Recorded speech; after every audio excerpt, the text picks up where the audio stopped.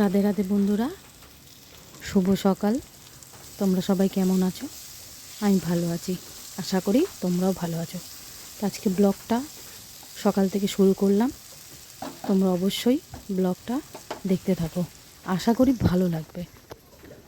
তো আজকে সকাল সকাল উঠেছি। আজ বৃহস্পতিবার। বৃহস্পতিবার তো একটু পুজোর জোগাড় যন্ত্র অনেক কিছু করতে হয়। এদিকে ঋষভের বাবা বেরোবে, তার জন্য সকালবেলা একটু আলু ভাজা বসিয়ে দিলাম। কাজ সারা হয়ে গেছে মোটামুটি।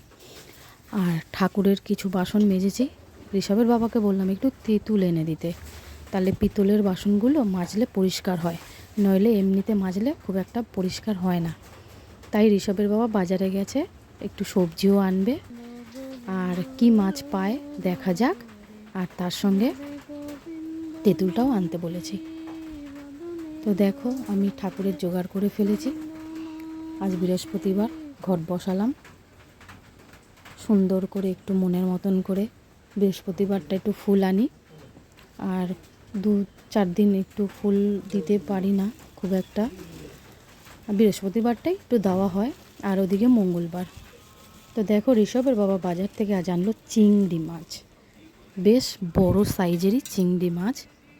তা বাড়িতে অনেকগুলো গাছে নারকেল পড়ছে, টুকটাক করে নারকেল পড়ছে। তোমাদের একটা ভিডিওতে দেখিয়েছিলাম, নারকেল গাছ ছাড়ানোর লোক আমি পাচ্ছি না, তাই 2-1টা করে পড়ছে, বেশ কয়েকটা পড়ে গেছে। তার মধ্যে থেকেই একটা নারকেলের একটু চিংড়ি মাছ দেব, নারকেল মানে মালাইকারি চিংড়ির। তো সেটা করব আজকে, একটু অন্যরকমভাবে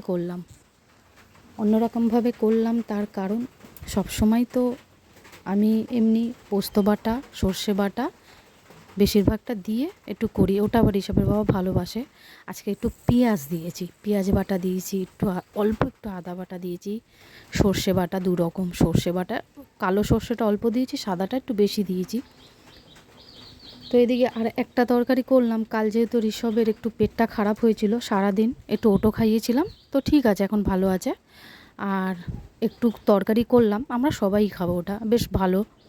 গতকালও করেছি, আজকেও করলাম, দেখতে বেশ ভালো হয়, আর খেতেও বেশ ভালো। কাঁচকলা আর থানকুনি পাতা আর একটু আলু দিয়ে একটু জিরে ফোড়ন দিয়ে করেছি, ভালোই লেগেছে।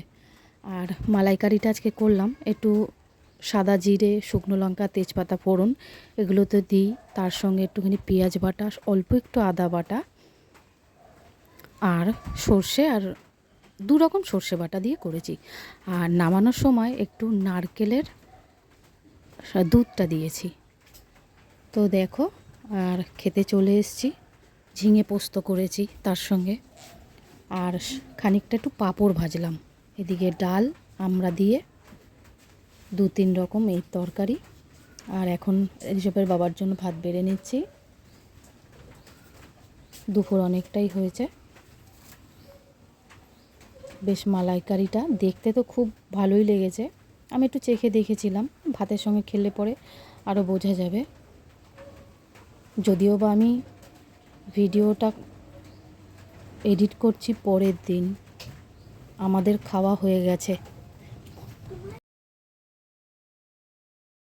তো এদিকে সন্ধেবেলা দেখো নিয়ে পড়লাম একটু চানাচুর, পেঁয়াজ, কাঁচা লঙ্কা মেখে।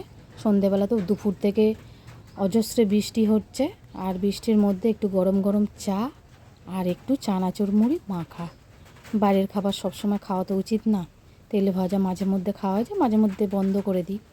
তো আজকে ভাবলাম একটুখানি পেঁয়াজ, কাঁচা লঙ্কা দিয়ে একটু তেল করেছিলাম, আমের তেল আমার এই গরমকালে, তো একটু তেলও দিয়ে নিলাম। আর এদিকে একটা চা পাতা এনেছে ঋষভের বাবা, যেটা একটু গরম জলে ফুটিয়ে খানিকক্ষণ চাপা দিলে কালারটা বেরিয়ে আসে, তো সেই চাটা করে এনেছি। তাহলে বন্ধুরা, আজকে এই চা আর মুড়ি খেতে খেতে ভিডিওটা শেষ করছি। তোমাদের যদি ভালো লেগে থাকে অবশ্যই কিন্তু বন্ধুরা রাজলক্ষ্মী ব্লগ চ্যানেলের পাশে থেকো। আবার দেখা হবে নতুন কোনো ভিডিও নিয়ে।